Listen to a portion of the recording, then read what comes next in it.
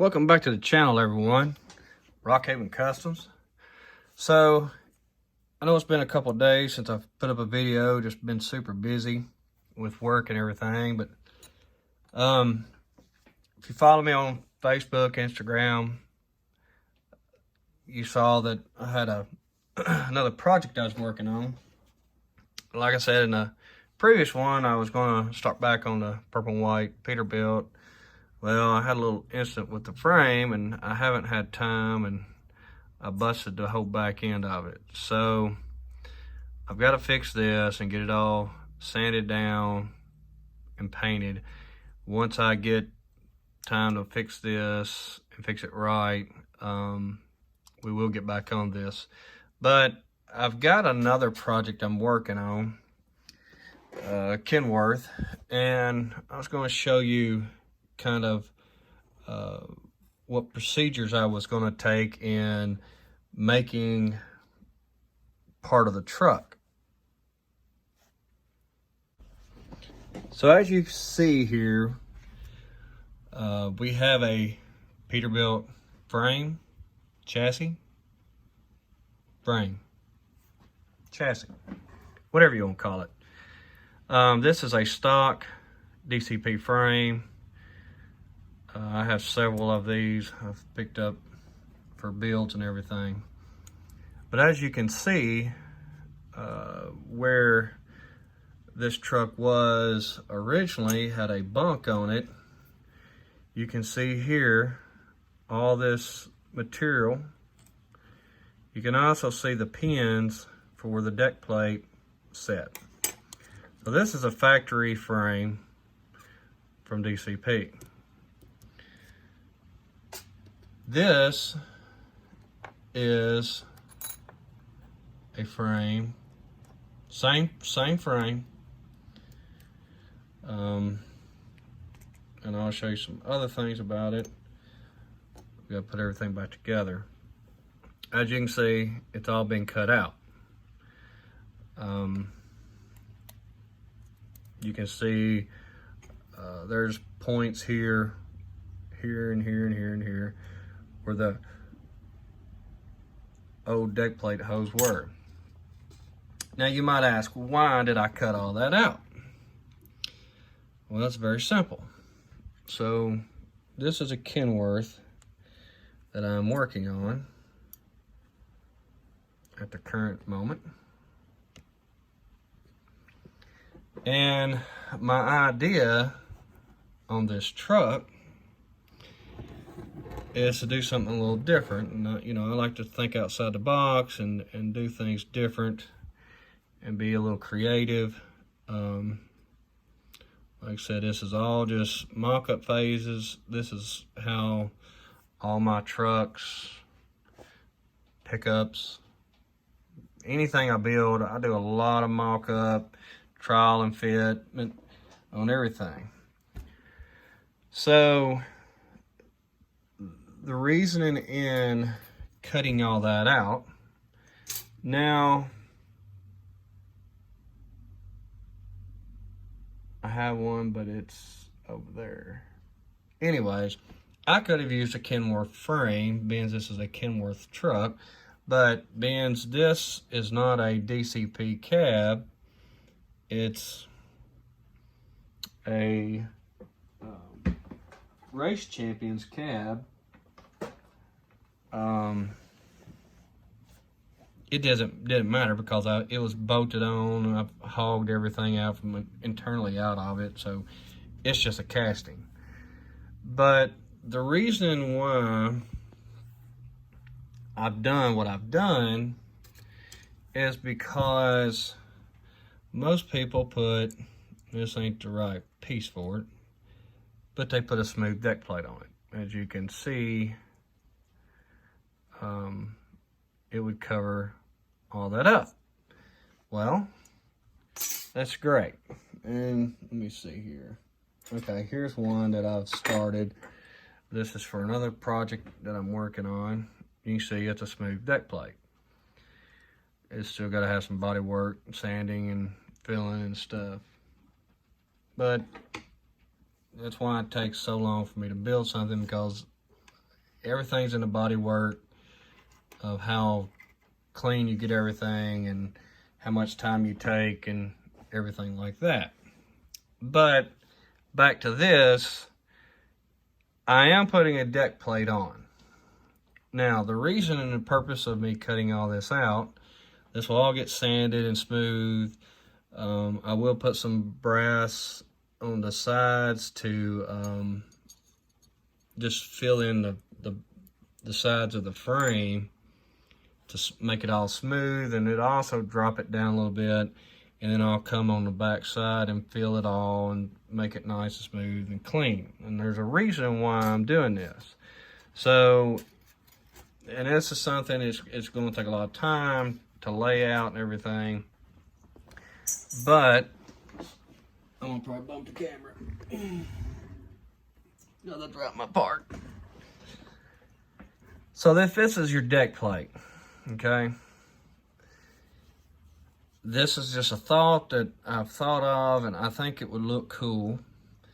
Is you've got to figure your thickness of your frame rails, and you have to, once you get everything on the outside of your frame, brass on it, all body filled, primered. Well, not necessarily primered, but you've got to be able to get. Well, let me back up, because this is the first time I've tried to do this, so I'm getting ahead of myself. I will put my brass on and get it like I need to.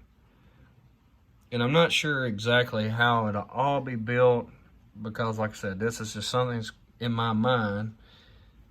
But this piece will be cut for the thickness of your frame rails from outside to outside. And what I'm gonna do, once you figure out your thickness of your frame rails, you will measure, say this is 100 thousandths or whatever, then I'll come in here and I will put a scrap of line on each side. So each side of that is your frame rail, which would be here and here. And then once I get that figured out, I figure the distance between these two lines. Once I figure that out, say it's 400 thousandths. Well, I can go on 400, you can go 0 to 1, so that'd be 1. 1 to 2 would be 1. 2 to 3 would be 1, and 3 to 4 would be 1. But 0, 1, and 3 and 4 is the same, so you're gonna have 3 spots that you could have. Then you figure your length, and then most likely whatever, if it's 100 thousandths, that you can go in between it. And like I said, this may not interest y'all whatsoever, and it may bore y'all for me explaining this, but it's a procedure you have to go through when you're building stuff. And this may not get very many views whatsoever, because it may be not entertaining. But I'm doing this to explain of what all goes into a truck when you're building. So if you went 100 thousandths, so you'd go 1, 2, 3. So there's your 3 lines, but that's just lines. I mean, it's nothing big. So then say that was 100 thousandths. Well, then once you figure your distance from the back of the truck to wherever you're going to stop, you'll start doing 100 thousandths this way. So then you're going to have lines going all down through here. And the reason all this is you will get a cross point. So let's just say this line goes up here, here, and here. Okay? Then you figure going across is 100 thousandths. So forth, so forth. So you have a grid. Now, you're going to understand why I'm saying all this. So wherever these cross points go, you would drill a hole. Now that seems like a lot of work to do to make a deck plate, but I think it would be something different for the truck to have a smooth deck plate with holes drilled all in it, but you lay out everything in a grid, and where they cross, you will drill your hole. And as far as your size of your hole, you know that you're 100 thousandths from, you know, one side to the other line, from line to line. So you know you don't want to be like maybe a 50 thousandths drill bit, because you still want material to hold, but you also want it so you can see through it. So that's the thought in this build, is something different, because you know this is not a truck that gets built very often. Let me see here. I can't lower you down. I've started on one of the rear fenders, which is here. So that'll be the fenders for it, for the rear. I've got one made. So that's that. I'll put my tanks on it, do my straps on it. I've got my bumper. It's been made forever. But another thing that I did that I screwed up on this casting was I wanted to get this truck as low as I could. Well, in the process, I notched out the back of the casting. Well, I didn't like how it set after I did it, so I put a piece of styrene back in the back of the truck. And once again, this goes back to your grid of laying everything out. You'll find the height of this, which this is a piece that's 1/4 inch thick. So half of a quarter is 0.878, I don't know, whatever half a quarter is, which is an eighth, which is 187.5. So you'd find a center this way, and then whatever length this is, I haven't measured it, but then I'll come in here and draw a line this way, and then draw a line down through here, and then you'll have a crosshatch of this line and then your vertical lines. And the purpose of that, there again, it's a lot of thinking that goes into this. The purpose in that is to come in, and y'all seen these several times with these, and there's all different colors, depending on what color I paint the truck. And I've got 2 colors I think I'm gonna go with on it, but you can use these as your lights on the back of the bunk, and that's why I use calipers, so I can measure everything.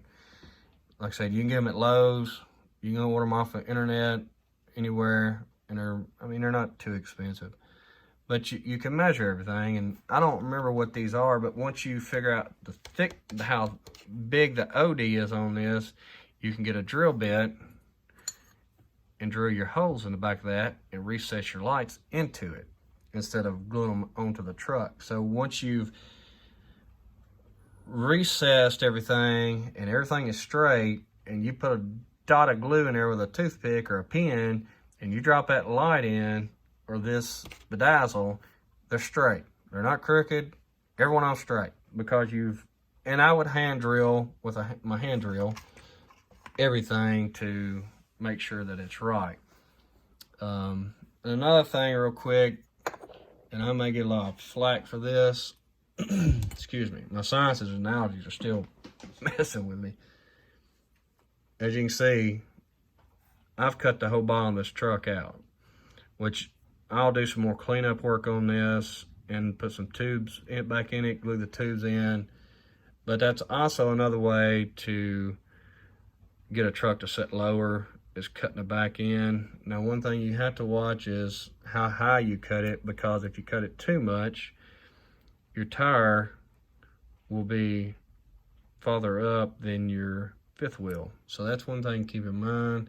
And also, once you cut it, you have to cut the airbags off the front to get the front down. So whatever you take off the back, you have to take off the front, get it down low, and you have to worry about clearance for your fenders and your hood and everything like that. So it's just, I've cut up enough and messed with enough. I know what's got to be cut and about how much you can take out of it to make it work. But that's where this project is going. I think it'll look pretty neat with a open deck plate. Also, I ground out the side of the bunk to allow for my stacks to go down, and then I drilled holes for them to set. So anyway, that's going to do it for this video. It's kind of my brain, how it works. Just kind of sharing that little piece of information so that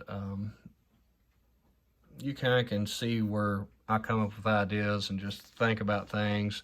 Like I said, that's why I'm slow at building trucks, because I think about a lot of stuff, and I do a lot of mock-up and fabricating, and it's just, I don't get no hurry. There ain't no contest for first with this, so I'd rather take my time, build a clean ride, and have something I can be proud of, put on my shelf. So with that being said, everyone, I'm gonna call this video done. I will see y'all on the next one. Make sure you like and subscribe, share the video. I'd appreciate it. We're still growing a little bit, so I hope everybody has a great rest of the week. Y'all stay safe, stay healthy. Catch y'all on the next one. Thanks.